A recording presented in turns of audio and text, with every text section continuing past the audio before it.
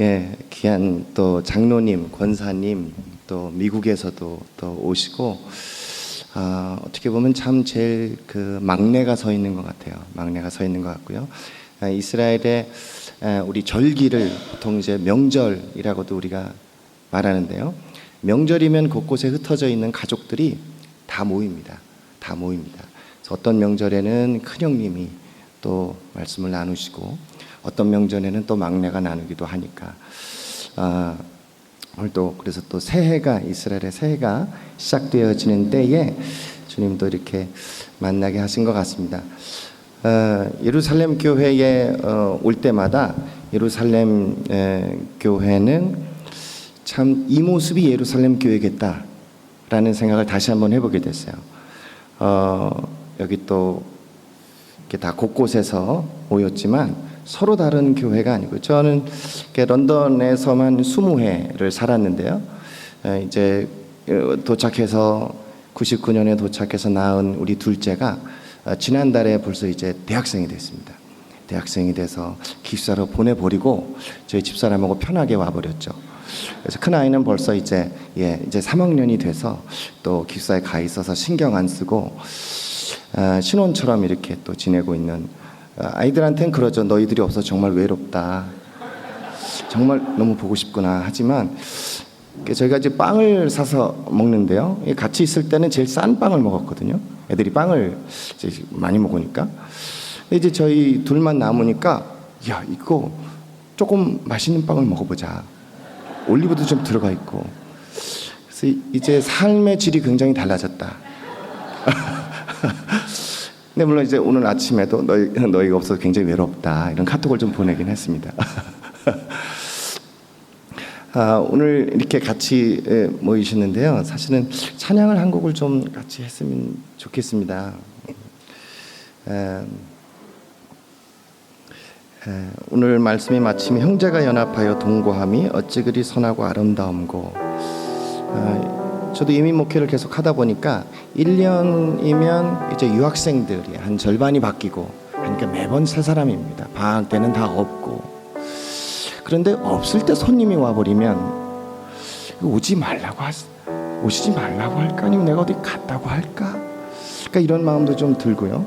또 이왕이면 좀 청년들이 좀 많이 있을 때 좀 오면 좋은데, 또 그런 마음도 있고, 늘 저는 그 쫓김이 많았습니다. 그래도 최 목사님은 아예 그걸 초월하셨어요. 초월하셔서 그냥 이제 주님만 바라보시는데, 전 그게 안 되는 거예요. 주님은 여전히 두세 사람을 기뻐하시는데, 주님만 기뻐하시는 것으로는 제가 기쁨이 안 나오는 거예요. 사람도 함께 좀 만족하고 볼만해야 되는데.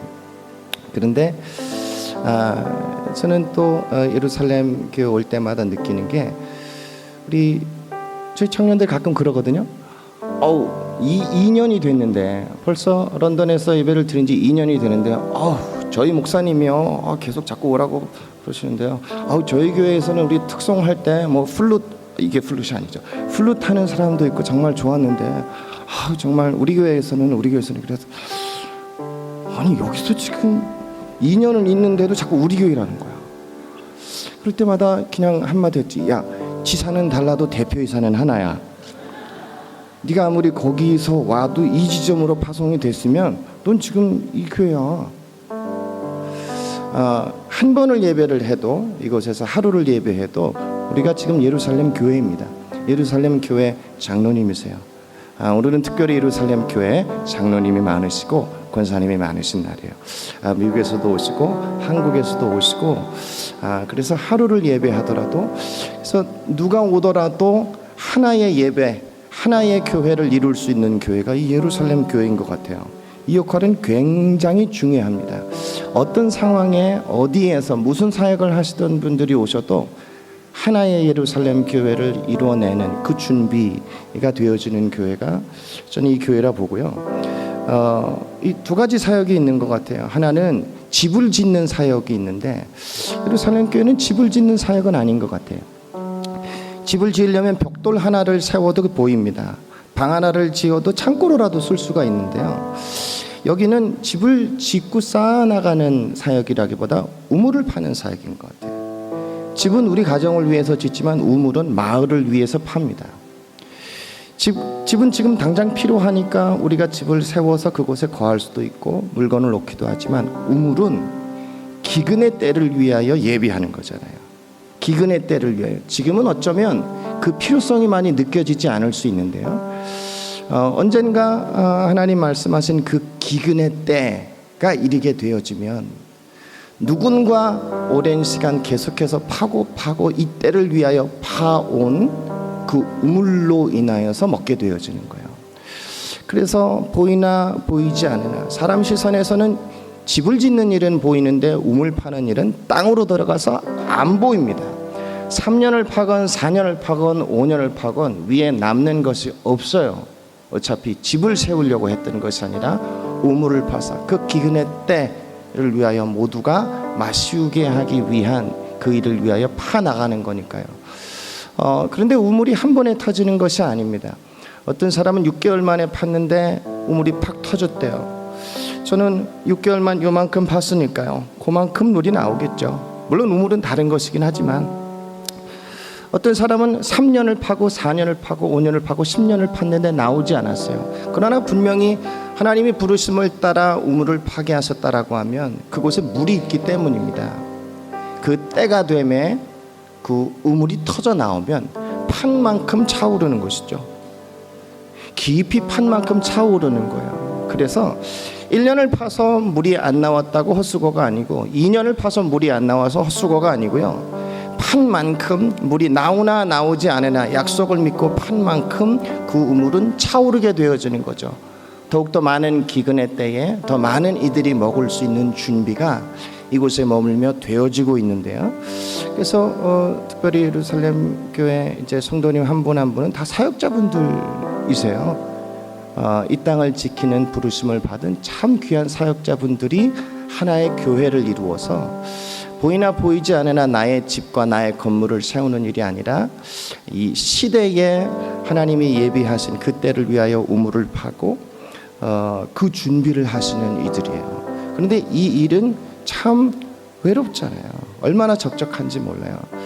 저는 그래서 이 상황을 만드신 것 같아요. 그래서 계속해서 이 땅에 주님을 사랑하는 이들, 여기 공통점은 있잖아요. 주님을 사랑하는 분들이 오셨고 이스라엘을 사랑하는 분들이 오셨습니다. 그분들이 오셔서 하나의 교회를 이루어서 함께 서게 하시려고요. 하나의 교회를 이루어서 이게 원래 저는 이제 예전에 동원사단에 있었어요. 동원사단은 원래는 몇 명 안 됩니다. 한 100명 있어요. 100명 있는데 우리 예비군들, 전역한 예비군들이 전시에 모이면 600명이 돼서 이제 하나의 부대를 이루는 겁니다. 나머지는 뭐 하냐면 그들을 위해서 장비를 준비하는 거예요. 100명이 그들을 위해서 장비를 마련하고 이들을 빨리 오면 빨리 준비시켜서 투입시킬 수 있도록 훈련을 시키는 그 준비를 합니다. 그래서 모두가 다 조교이고 분대장입니다. 작은 그룹을 인도할 수 있는 준비를 하는 이들이에요. 저는 딱 이 예루살렘 교회가 딱 이 동원사단 같아요. 동원사단 같아요. 원래는 이렇게 모여야 하나거든요. 원래는 이렇게 모여야 하나고 아마도 훨씬 더 많은 이들이 이보다 10배, 20배 이상의 훨씬 더 많은 이들이 하나의 예루살렘 교회에 있는데 그때를 위하여 계속해서 이 준비하고 우물을 파고 또 올 때마다 하나의 교회가 되어서 남은 분량의 일을 서로가 피차 감당하고 저는 이 부분이 형제가 연합하여 동거함이는 단지 서로 간에 싸우지 말고 살아, 단지 용서하고 좀 지내 라는 차원이 아니고요. 저는 훨씬 더 하나님 나라를 함께 이루는 데 있어서 혼자서는 안 되거든요. 우리가 함께 모여서 비로소 온전할 수 있는 것을 계획하시고 주님이 이런 여정을 준비하신 것 같아요. 한번 뭐 제가 설교를 한 것 같기도 하고 안 한 것 같기도 하고 막 헷갈리시는데요. 뭐 어차피 시간은 마칩니다. 시간 안에는 마치니까요. 뭐 이렇게 순서만 좀 차이가 있을 뿐이고요.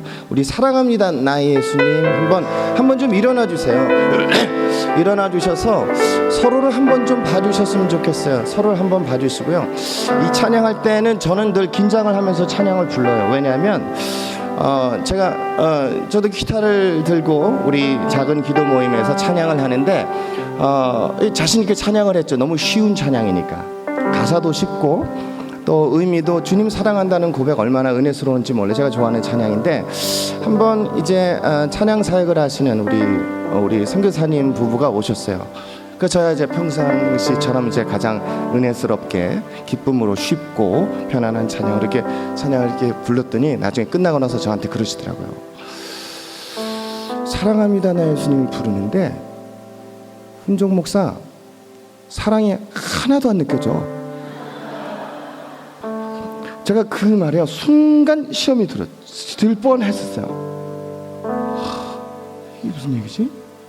저는 그때 그게 벌써 오래 전인데요. 그때 이후로 뭐가 다른 거지? 아니 뭐가 다른 건데?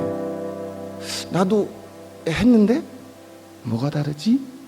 은혜가 됐는데? 근데 그분이 고백하는 사랑합니다 나의 예수님과 제가 고백하는 것은 전혀 다른 것이었어요. 이 시간에 한번 저는 긴장을 하는데 여러분들 좀 긴장하고 제가 그 소리 안 하도록 사랑합니다 나의 예수님 한번 같이 불러볼 때 우리 서로 한 교회 예루살렘 교회 한 교회로 모였습니다. 서로 손을 한번 좀 잡아주셨으면 좋겠습니다. 사랑합니다 나의 예수님 사랑합니다 아주 많이요 사랑합니다 나의 예수님 사랑합니다 그것뿐이에요. 다시 한번 사랑합니다 나의 예수님 사랑합니다 나의 예수님 사랑합니다 아주 많이요 사랑합니다 나의 예수님 사랑합니다 그것뿐이에요. 사랑한다 하더라 사랑한다 하더라 내가 너를 잘 아노라 사랑한다 내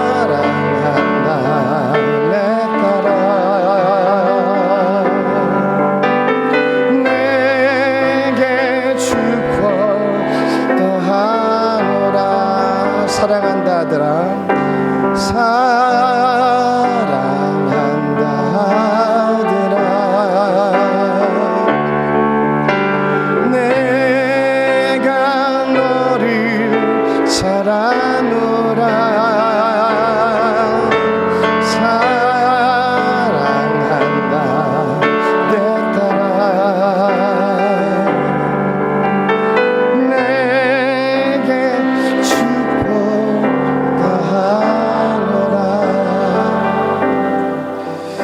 이 기간 특별히 열흘 기간이 특별히 우리 이스라엘은 온 국가적으로 사실 이스라엘만이 아니라 온 열방이 함께 주님 앞으로 돌아서고 나아가는 그런 기간인 것 같아요. 여러분이 저에게 그런 얘기를 했어요. 주님 앞에 돌아선다는 게 뭘까? 라고 하면 우리가 한 마음으로 한 아버지 앞에 나아가되 주님을 사랑하고 사랑하는 형제들과 함께 손잡아 아버지를 사랑하는 고백을 부르며 나아가는 것만큼 더 특별한 회개가 어디 있고 돌아섬이 어디 있겠냐, 아버지가 기뻐하시는 일이 어디 있겠냐라는 얘기를 하시더라고요. 그래서 이 시간에 기도하려는 건 아닙니다. 한번 좀 인사해 주세요. 주님 안에서 너무너무 사랑합니다 라고 옆에 계신 분들께 한번 악수도 한번 해주세요. 한번 또 안아주실 수 있으면 한번 좀 안아주시고요. 주님 안에서 너무 사랑합니다. 예. 또 오늘은 특별히 우리의 장로님들도 오시고 또 우리의 또 권사님들도 오시고 우리의 목사님들도 오시고 우리의 청년들도 오고 예루살렘 가족들이 이렇게 다 모였습니다. 감사합니다. 예, 앉아주시고요. 이대로 설교를 마치는 건 아닙니다. 이제 나머지 이제 절반이 남아 있고요. 이제 금방 끝날 텐데요. 형제가 연합하여 동거함이 어찌 그리 선하고 아름다운 거란 말씀을 올해부터 계속 주셨는데요. 제가 그동안 이해해온 이 말씀하고는 조금 다른 의미의 내용들을 좀 경험해 가고 있습니다. 그 중에 하나는 특별히 우리 지난 이제 7월에 우리 일본에서 여러 예배자들이 모여서 제가 그 일을 또 같이 섬기고 있는데, 여러 한국에서는 200여 명의 예배팀들이 같이 가고 일본에 있는 예배자들과 함께 어우러져서 계속해서 예배하는 시간을 가졌습니다.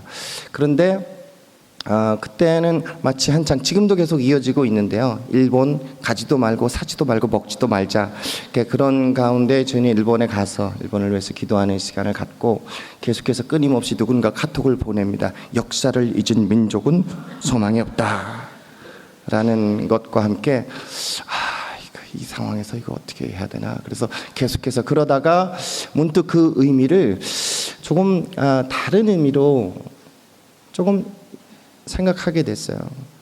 우리가 말하는 역사는 어떤 역사를 말할까? 과거에 아픔이 있고 슬픔이 있는데, 그런데 더 제 마음에 기록된 역사는 하나님의 구원 역사거든요. 하나님이 이스라엘을 어떻게 구원하시고 견디시고 참으시고 결국 어떻게 회복하실 것인가를 말씀하고 있는 것이 어쩌면 성경이고, 일본보다 이스라엘을 더 사랑하실까라고 하면 저는 그렇게 믿지 않습니다. 왜냐하면 하나님이 이스라엘을 어떻게 신실하게 사랑하시는지를 열방이 보고, 동일한 사랑으로 열방을 어떻게 사랑하시는지를 너희가 알라고 해서 이스라엘을 하나님의 표본으로 보여주신 거잖아요. 그래서 이스라엘을 어떻게 인도하시고 사랑하시고 구원하시고 또 책망하시고 돌보시는지를 보면, 우리 하나님이 나를 향하여서도 어떠한 사랑으로 인도하시고 기다리시고 참으시고, 한 가정만이 아니라 한 도시만이 아니라 한 민족들을 어떻게 돌보시고 기다리시고 은혜 베푸시는지를 알게 하시는 거잖아요. 그래서 저는 이스라엘을 사랑하면 사랑하고 이스라엘을 알면 알수록 저 사랑이 단지 이스라엘만을 위한 것이 아니라 나를 향하여 동일하게 부어지고 있다는 사실에 감사하게 되어지는 거예요.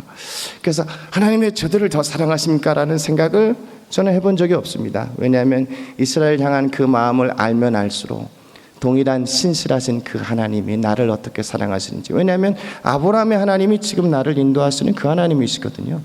다윗을 인도하시는 주님이 지금 우리 앞에 또 예배 또 이끌어가시는 우리 선교사님들의 이끌어가시는 똑같은 주님이시고, 바울을 통해서 열방에 복음의 메시지를 전한 그 하나님이 또 동일하게 나를 통하여서 또 인도해 나가시는 그 주님이시거든요. 그래서 하나님이 어떻게 이스라엘과 또 하나님의 사람들을 인도하신지를 보면서, 이야, 저 하나님이 지금 나를 인도하시는 그 하나님이라는 사실에 더 감격하게 되고, 왜냐하면 구체적으로 보니까 가깝게 경험하고 볼 수 있으니까요. 그렇게 되는데, 그래서 하나님의 구원 역사, 나는 그러면 어떻게 인도하셨나, 기다리셨나 라는 걸 보게 되어져서 더욱더 지금은 일본이 기도할 때다, 일본을 위해서 기도할 때구나, 우리 마음에 주님 저런 걸 가만히 놔두시네요 라고 하는 그 대상을 향하여서 어떻게 돌아서겠어요? 스스로 돌아서는 민족이 어디 있겠습니까? 하나님의 은혜 베풀지 않고, 하나님께 먼저 돌아서지 않고, 하나님 앞에 먼저 나아가지 않고, 나를 향하신 하나님의 사랑을 먼저 경험하기 전에 어떻게 우리가 기대하는 좋은 열매, 좋은 관계 회복이 있을 수 있겠나라는 마음도 들게 됐습니다. 그러다 보니까 주님, 일본과 한국이 화해하고 열방과 화해하는 가장 중요한 방법은 저들이 하나님 앞에 돌아오는 것입니다. 저 민족이 하나님의 사랑을 알고 하나님의 공의를 알고 하나님의 은혜를 알면, 하나님은 저들이 행한 일이 무엇인지를 하나님 앞에 보게 될 때 비로소 그 연약함도 알게 되어지고 화해도 이루어지고, 우리 민족은 어떻습니까? 역시나 우리 나라가 살 길은 하나님 앞에 돌아오는 일이죠. 누군가의 힘과 능력으로 되어지는 것이 아니라 하나님 앞에 돌아오지 않을 때 소망이 있지 않는 것 같아요. 우리 역대하 말씀에 이런 말씀이 있습니다. 역대하 7장 11절 말씀에 우리 솔로몬이 여호와의 궁전과 우리 여호와의 성전과 우리 자신의 왕궁을 함께 지었습니다.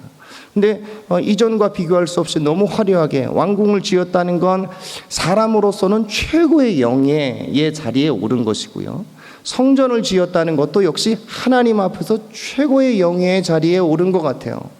또 그의 외모나 그의 지혜나 그의 부요함이나 그가 행한 일이나 모든 것으로 봐서 마치 솔로몬 왕과 하나님과 차이가 없는 듯 보이기도 했던 것 같습니다. 하나님 앞에서나 사람 앞에서나 허물이 보이지 않는 것 같은 완전한 풍성함을 갖추고 있었던 솔로몬에게 그 모든 것을 마치고 완공한 후에 하나님이 솔로몬에게 나타나셔서 한마디를 하십니다. 그 말씀이 뭐냐면, 혹 내가 하늘을 닫고 비를 내리지 아니하거나 혹 메뚜기들에게 토산을 먹게 하거나 혹 전염병이 내 백성 가운데 유행하게 할 때에, 우리는 사실은 근데 요 구절은 기억 못하고 다음 구절은 다 합니다. 내 이름으로 일컫는 내 백성이 그들의 악한 길에서 떠나 스스로 낮추고 기도하여 내 얼굴을 찾으면 내가 하늘에서 듣고 그들의 죄를 사하고 그들의 땅을 고칠지라. 근데 이 말씀의 의미는 그 전절을 이해하지 않으면 그렇게 큰 무게감을 갖지는 못하는 것 같아요. 그 전절에 있는 말씀을 보면은 내가 하늘을 닫고 비를 내리지 아니하거나, 솔로몬이 못하는 세 가지가 있었습니다. 성전을 지었고 왕궁을 지었고 지혜와 부유와 사람과 군대가 있었습니다. 그럼에도 불구하고 그가 할 수 없는 세 가지를 주님이 정확하게 딱 말씀하신 거예요. 모든 것이 완공된 후에 스스로도 그렇게 생각은 안 했을 건데 백성들이 얼마나 칭송을 했을까요? 와, 솔로몬과 하나님의 차이가 도대체 뭘까라고 할 만큼. 근데 솔로몬이 못하는 세 가지, 하나는 뭐냐면 비를 내리게 못한다. 농기구를 만들고 막 이렇게 씨를 뿌리고 많은 걸 다 해놨어요. 우리가 흔히 농업 할 수 있는 일은 다 해. 농부와 뭐 농기계와 땅과 모든 걸 다 해놨는데 비가 안 오는 거예요. 물이 없는 거야. 내가 할 수 있는 준비는 다 해봐야 하나님이 비를 내려주시지 아니하시면 작은 씨앗 하나 열매 맺을 수 없습니다. 솔로몬의 역할은 거기까지였던 거예요. 하나님이 비를 내려주시지 아니하시면 우리의 모든 수고로도 작은 열매 하나 맺지 못한다. 저는 그게 농업인 것 같아요. 저는 97년, 98년에는 스페인 선교사로 머물러 있을 때 선원 선교를 하는 동안에 많은 대서양 그 원약 조업이 라스팔마스에 있었는데 저는 거기 있었습니다. 거기서 원양업 기지에서 배가 출항을 하고 모든 걸 다 준비를 해놓죠. 선원들을 준비하고 6개월 정도 나가야 되니까 선원들이 준비되어지고 선원들이 먹을 음식과 그 모든 것도, 고기를 잡으면 운반할 수 있는 운반선을 준비하고 이 고기를 잡으면 어떻게 유통할 수 있는지 슈퍼도 만들고 이런 걸 다 만들어 놓고 세팅을 끝냈는데 나가보니까 고기가 없네. 이걸 배와 이 어탐기 같은 것도 일본에서 2억씩이나 들어와가지고 이거를 만들고 고기가 가는 것도 다 마련해 놓고 애써서 그물을 또 한두 번 더 내리고 위험한데 조업 시간을 넘겨가지고 위험한데 하지 말라는 거 해가면서도 그렇게 막 다 해보고 판매할 준비까지 다 해놓고 그 다음에 다른 배를 더 구입해내려고 계약서까지 다 한 배를 더 하려고 해놨는데 고기가 안 잡히는 거예요.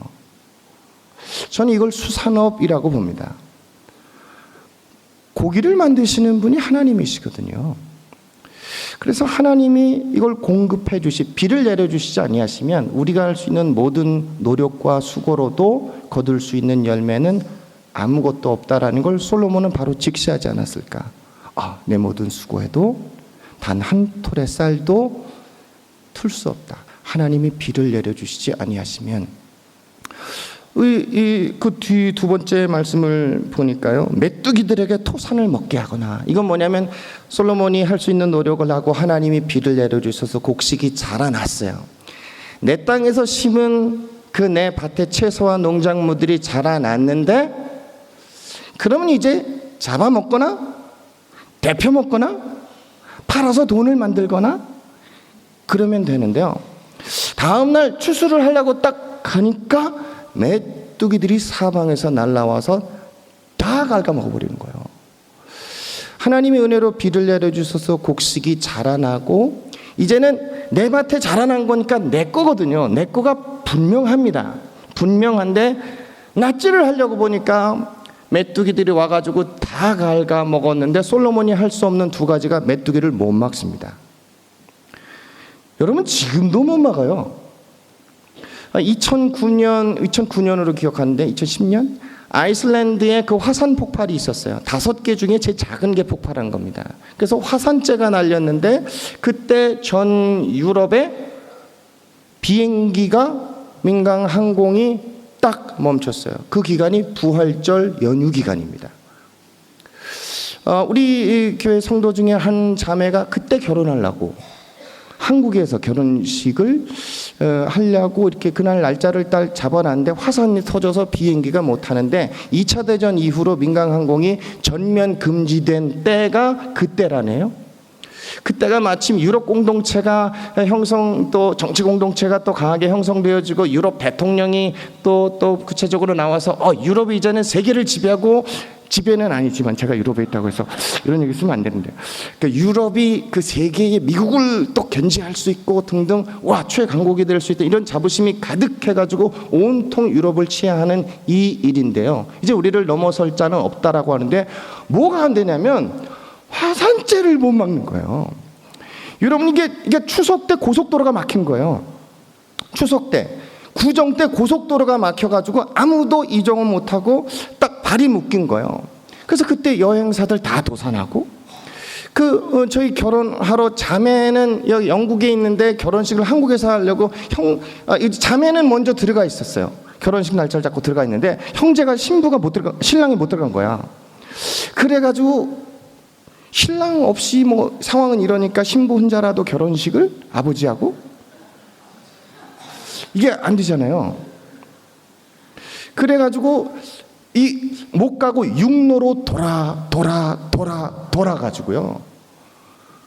그렇게 참 결국은 바로 그 전날 새벽에 도착했어. 그 새벽까지는 신부 혼자 결혼 치를 뻔했어요. 그러니 제가 그날을 기억하죠. 그때를 온 교가 막 기도하고, 이걸 못 막더라고요. 아무도 돈이 문제가 아니야. 실어 나를 수가 없어요. 그래서 그때 느꼈죠. 모든 걸 다 준비해봐야 할 수 없는 것이 뭐냐면 하늘의 화산재를 못 막아요. 그래서 그 신문 만평에 있는 게 뭐냐면, 그 유럽 대통령이 그 잠자리채 같은 걸로 가가지고 이렇게, 그냥 그 정도예요. 잠자리채 가지고 이거 가지고 화산재를 막겠다라고 하는 게 안 되는 거죠. 다 준비해놨어요. 유럽에서는 1년에 2번 연휴를 떠납니다. 휴가를 떠납니다. 부활절과 성탄절이에요. 부활절에 그 일이 일어나게 되어져서 떠나려는 사람이 전원 못 떠났죠. 휴가 사라져버렸어요. 전 유럽에. 이 일은 아주 충격적인 사건이었습니다. 사람들이 두려워하기 시작했어요. 우리가 할 수 있는 노력이 있지만, 우리가 교육의 수준과 문화적 수준과 등등등 모든 노력에도 하나님이 메뚜기 때로부터 우리의 소산을 지켜주시지 아니하시면, 내가 준비한 모든 것으로도 거둘 수 있는 열매는 아무것도 없구나라고 하는 걸 전 유럽이 알아서 일반 신문에도 말했습니다. 하나님이 함께 하시지 아니시면 우리 모든 노력에도 다 헛수고가 될 것이다라는 게 그 기사 타이틀이요, 일반 신문에 다 나오기 시작해서, 그 상황을 통해서 하나님을 두려워하는 마음이 잠재되어 있었던 그것이 깨어지는 계기가 돼서 다 엄청난 일이 있었죠. 그래서 그때 못 간 사람들이 성탄절 연휴를 또 하기 위해서 또 여행사들이 마지막 또 해가지고 또 하고 또 뭐 물류 운송하는 뭐 무역하는 분들 충격이 어마어마했으니 BA 항공사 자체가 도산할 뻔했으니까요. 그때 이제 성탄절 때 했는데 여러분 유럽에서 화이트 크리스마스 영국에서 그 노래를 화이트 크리스마스를 부르는 이유는 성탄절에 하도 눈이 안 와서 노래라도 부르고 만족하는 거예요. 그게 이제 눈이 안 오니까 그런데 그 해는 당연히 안 와야죠. 당연히 안 와야지. 부활절에 연휴도 못 갔는데 당연히 가야죠. 하나님이건 누구건 이 상황에서 우린 가야 되잖아요. 그러면 갈 수 있어야 되는 거예요. 그런 확신을 갖고 준비했는데 그때는 유럽에서 아주 엄청난 폭설이 내렸어요. 성탄절 주간에 히드로 공항 지붕이 무너졌어요. 그래서 비행기가 전원 못 떴습니다. 영국의 비행기가 성탄 한 주간에 한 대도 못 떴습니다. 2차 대전 이후로 민간이 또 항공사 성탄절에 안 뜬 데가 처음이래. 그래서 그 해를 모두가 기억합니다. 그때 또 못 갔죠. 울상이었죠. 도산하고 망하고 하면서 우리가 할 수 있는 최선의 노력은 다 했지만 하나님이 메뚜기 때로부터 우리의 소산을 지켜보았지 않으시면 우리가 거둘 수 있는 열매는 아무것도 없다라고 하는 걸 솔로몬에게 말씀하십니다. 너 네가 다 가진 것 같지? 다 아는 것 같지? 다 할 수 있는 것 같지?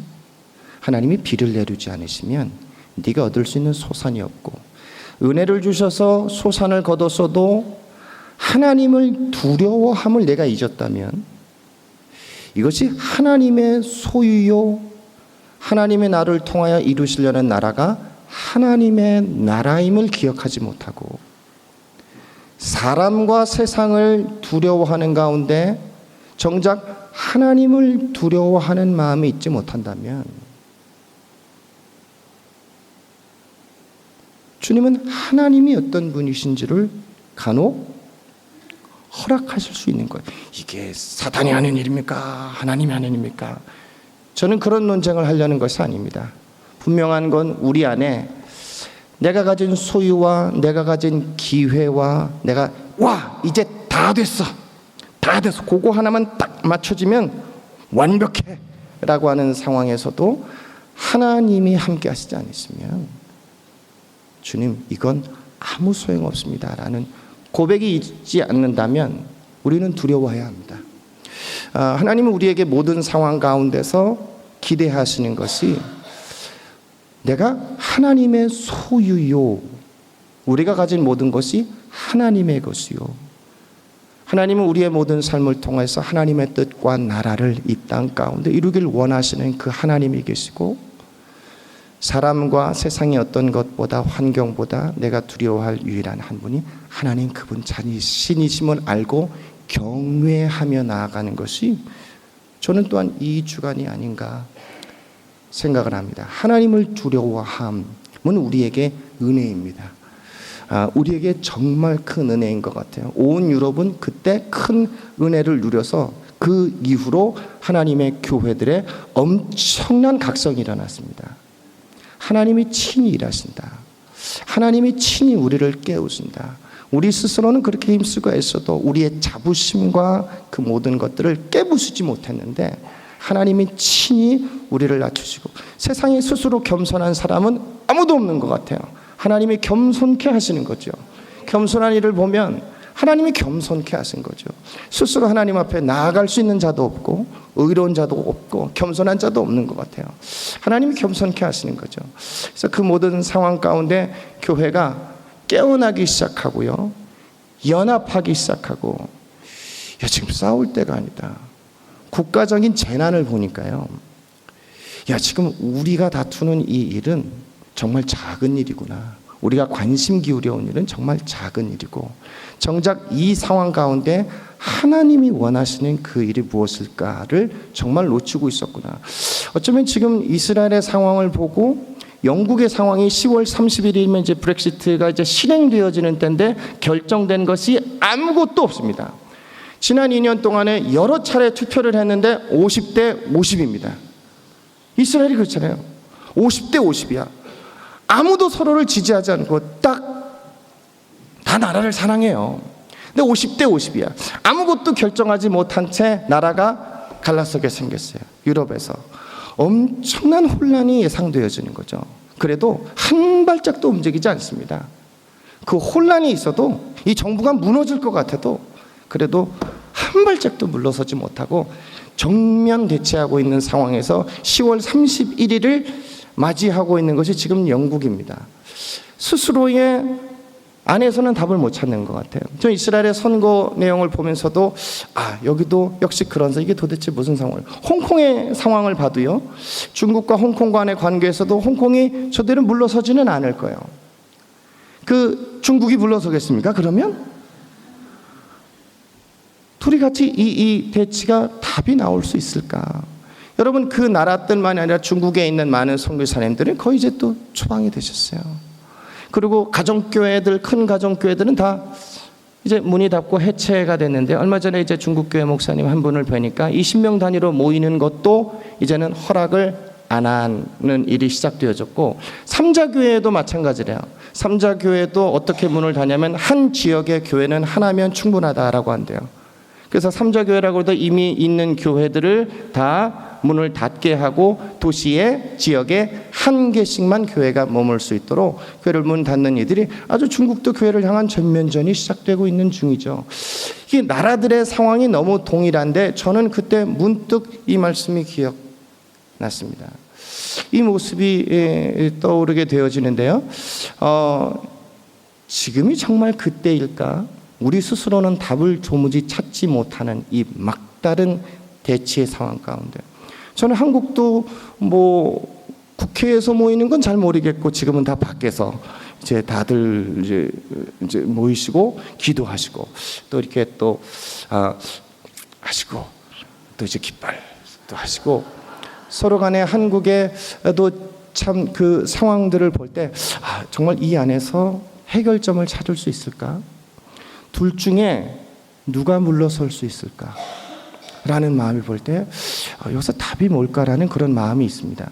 정치적인 상황을 제가 제대로 이해하지는 못합니다. 그런데 하나 분명한 건, 우리 안에서 스스로가 답을 찾지 못하는 상황 앞에서 혹시 지금이 하나님이 하나님의 하나님을 경외하는 이 일을 회복시키기 위하여서, 전 유럽에서 경험했으니까요. 우리가 가진 어떤 것으로도 하나님이 돕지 않으시면, 비를 내려주시지 아니하시면 우리는 우리의 힘을 모아도 안 될 판인데, 이런 상황에서 열매를 거둘 수 없고 메뚜기 떼로부터 막아주시지 아니하시면 안 되는 이 일로 인하여 유럽은 흔들렸습니다. 뿌리채 흔들렸습니다. 흔들리는 가운데 하나님을 향한 두려움으로 인하여 교회가 깨어나고 각성하고, 또 그 후에 얼마 후에 영국에서 제일 자랑하는 것이 뭐냐면 초등 중등 교육이거든요. 전 세계에서 제일 또 뛰어나다, 초등 중등 교육. 그런데 그 다음해인가요? 영국에 폭동이 일어났어요. 영국에 막 폭동이 일어났잖아요. 폭동이 일어났는데 그 폭동의 주된 참가자들이 몇 살이냐면 12세부터 19세. 아이들 수가 굉장히 많았어요. 이 아이들이 나와서 뭐라고 했냐면요, 다 몰려다니면서 거리에 깨고, 처음에는 이제 흑인의 죽음에 한 이제 사람의 죽음으로 인한 어떤 그런 불합리, 우리에 대한 그런 걸로 막 시작되는 줄 알았더니 애들이 일어나가지고 불 지르고 난리가 났었어요, 런던에. 그래가지고 저희 교회 옆에도 이제 우리 짐을 뭐라 하죠? 헬스클럽이라고 하나? 짐 운동하는데 거기에 유리창을 다 깨버렸어요. 유리창 다 깨보고 몰려다니면서 무정 깨고 불태우고, 그래서 도대체 이게 뭔가 하니까 그 중에 많은 수가 10대 아이들인데, 12세부터 10대 아이들인데요. 사람들이 물어봤습니다. 너 도대체 왜 하냐? 라고 하니까 어떤 사람은 이 사회 불합리 때문에 견딜 수 없어서 그런데, 10대 아이들에게 여럿을 물어보니까 대부분이 뭐라고 했냐면 그냥 It's fun. 야, 이거 진짜 재밌는데? 이러고 있는 거예요. 가장 교육에 대한 자부심이 있었던 그 나라에 영향력 가운데 빠져버린 것이 있었습니다. 좋은 학교 보내봐야 하나님을 두려워하는 마음이 없는 아이들이 어떤 상황을 맞이할 때 발휘하게 되는 태도가 이런 태도가 아닐까? 라고 심지어 교복 입고 다니는 영국에서 자라난 아이들마저도 그 안에 빠져나가고 있는 것이 하나님을 두려워하는, 하나님을 경외하는 함이 없는 아이들, 그 교육 수준이 어떠하든 간에 그것이 없는 아이들이 할 수 있는 태도, 이 결실이 폭동이었습니다. 이유 없는 폭동이었어요. 그걸 영국 사회가 충격에 빠져서 그 뒤로 경찰관들과 정치인들과 교육계 관계자가 어디를 찾았냐면 교회들을 방문했습니다. 방문해서 솔직히 고백하더라고요. 우리 교육으로, 지금 교육 시스템으로 우리 청소년 아이들을 가르칠 수 없습니다. 우리는 한계를 봤습니다. 교회가 나서서 이들을 신앙으로 돌봐주시지 않으시면 이들이 주님을 인격적으로 만나기 전까지 우리가 할 수 있는 최선의 노력으로도 이 아이들을 변화되지는 않을 것 같습니다. 경찰들이 계속 찾아오기 시작하고요. 협조를 구하고 그런 일이 있었습니다. 하나님을 두려움이 없는 교육은 어떤 상황 속에서 너무 쉽게 불바다로 만들어버리는 이런 일이 있어요. 재미삼아. 그래서 그 일에 영국 사회가 충격을 받기도 했었죠. 그래서 우리에게 있어서 가장 필요한 것은 하나님을 두려워하는 그 마음을 하나님의 교회가 회복하는 것이 너무 중요한 것 같습니다. 우리 자신에 있어서 내가 가진 소유가 무엇이든지 간에 솔로몬에게 주신 말씀이거든요. 모든 것을 다 가진 솔로몬에게, 그 다음에 마지막 주신 말씀이 메뚜기들에게 소산을 먹게 하거나 다음에 전염병이 내 백성 가운데 유행하게 할 때에, 여기서 뭐라면 내가 하늘을 닫고 비를 내리지 아니하거나, 내가 메뚜기들에게 소산을 먹게 하거나, 내가 전염병이 내 가운데 유행하게 할 때에 하나님이 하신다라는 그런 표현입니다. 저는 이 표현을 통해서는 솔로몬이 끔찍했겠다. 왜냐하면 하나님의 은혜로 비를 내려주셔서 곡식이 자라나고 은혜로 메뚜기 떼로부터 소산을 보호해 주셔서 추수를 해서 음식을 요리를 잘 해서 밥상에 딱 만들어 먹어서 고기를 잘 잡아가지고 그냥 밥상에서 먹으려고 하니까 이게 위장병이래. 먹질 못한다네. 진짜 맛있는 걸로 요리를 해버렸는데 먹지를 못한대요. 예를 들자면요, 여러분, 내 손에 있는 건, 내 통장에 있는 건 내 것이거든요. 내 밥상에 있는 건 내 것인데, 그럼에도 하나님이 내게 추수하게 하신 그런 것들을 누리게 하시지 아니하시면 우리는 내 것이라도 누릴 수 없구나 라고 하는 걸 솔로몬에게 말씀하실 때 이 말씀 앞에 얼마나 떨었을까. 하나님을 두려워하는 이 일에 대해서. 그 뒤에 하신 말씀이 내 이름으로 일컫는 내 백성이 그들의 악한 길에서 떠나 스스로 낮추고 기도하여 내 얼굴을 찾으면 내가 하늘에서 듣고 그들의 죄를 사하고 그들의 땅을 고칠지라. 왜냐하면 하나님이 다스리고 있는 세상에서 우리가 사니까요. 우리가 정말 두려워하고 따르고 경외해야 할 분은 내게 주어진 소득이 얼마이든, 지위가 무엇이든, 신분이 무엇이든, 인맥이 무엇이든 내 인생 하나님의 손에 달려있거나 솔로몬의 인생이 하나님께 달려있다면 하물며 우리는 어떠하겠습니까? 우리에게 있어 말씀을 마무리하는데요, 사실은 형제가 연합하여라는 말씀으로 시작을 했는데 이제 우리 이 말씀으로 주님이 사실 2개 본문을 준비를 했습니다. 그런데 주님이 오히려 이 말씀으로 이렇게 좀 나누게 하신 것 같고요.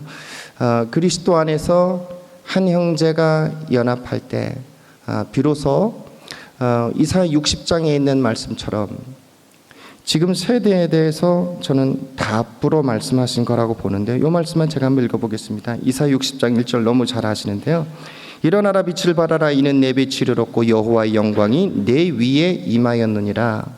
보라, 어둠이 땅을 덮을 것이며 캄캄함이 만민을 가리려니와 오직 여호와께서 내 위에 임하실 것이며 그의 영광이 내 위에 나타나리니 나라들은 내 빛으로 왕들은 비치는 내 광명으로 나오리라. 어둠이 땅을 덮을 것이며 캄캄함이 만민을 가릴 것이라. 어둠이 땅을 덮을 것이다. 캄캄함이 만민을 가리울 것이다. 어둠과 그런 미혹들, 어둠은 저는 죄악이라고 보고요. 캄캄함은 미혹이라고 보는데요.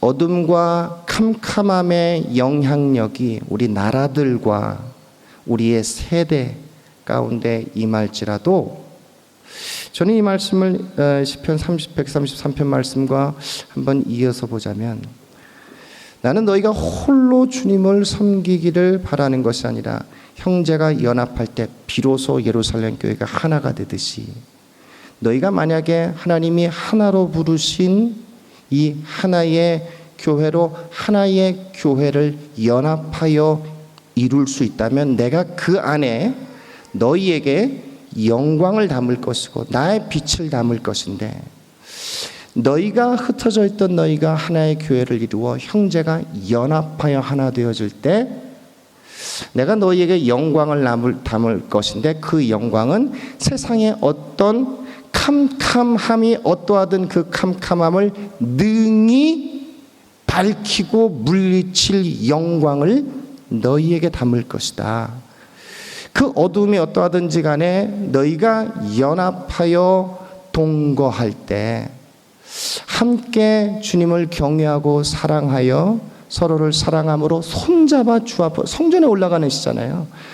주 앞에 손잡아 올라가 하나님 앞에 함께 사랑하여 경외함으로 나아갈 때 세상의 어둠이 어떠하든지 그 어둠을 능히 밝힐 만한 빛을 내가 너희 위에 두었다.